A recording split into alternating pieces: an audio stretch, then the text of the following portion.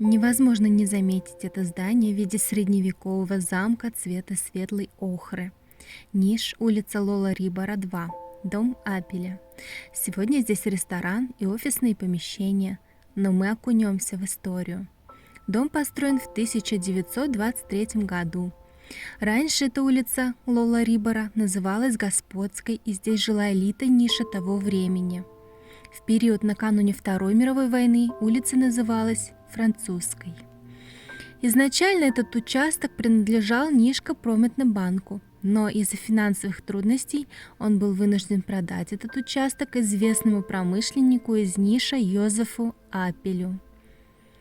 Здание спроектировал Жюльен Дюпон, архитектор русского происхождения. Во время Второй мировой войны здание использовалось немецким гестапо.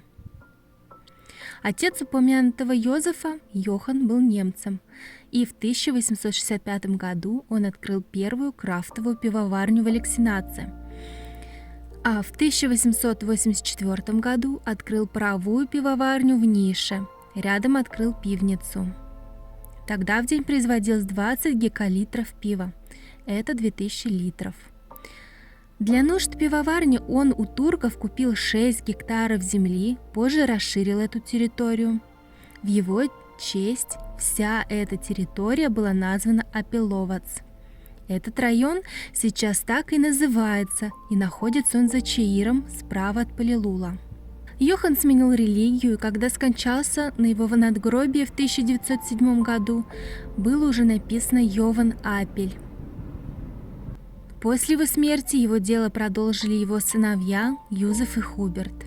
В 1900 году они переехали из Алексинаца в Ниш, преобразовали ту пивоварню в солодовый завод, а в Нише, помимо пива, стали производить еще и искусственный лед. Последними владельцами пивоварни были дети Юзефа Апеля, Йован-младший и Ратибор Бора.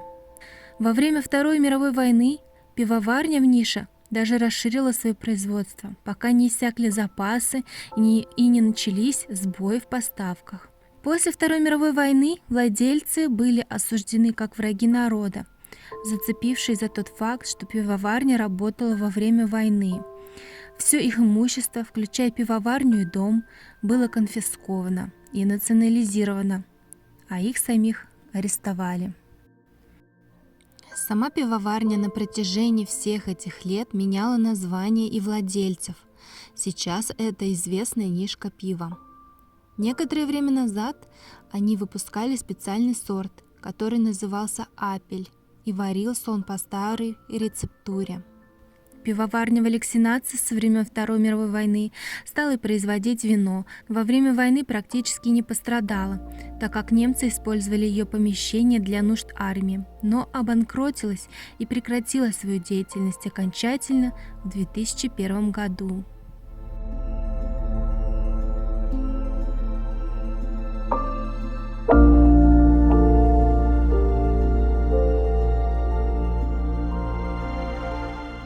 Вот так один дом привел нас к очень интересному, на мой взгляд, материалу. Поставьте, пожалуйста, лайк, если вам было интересно.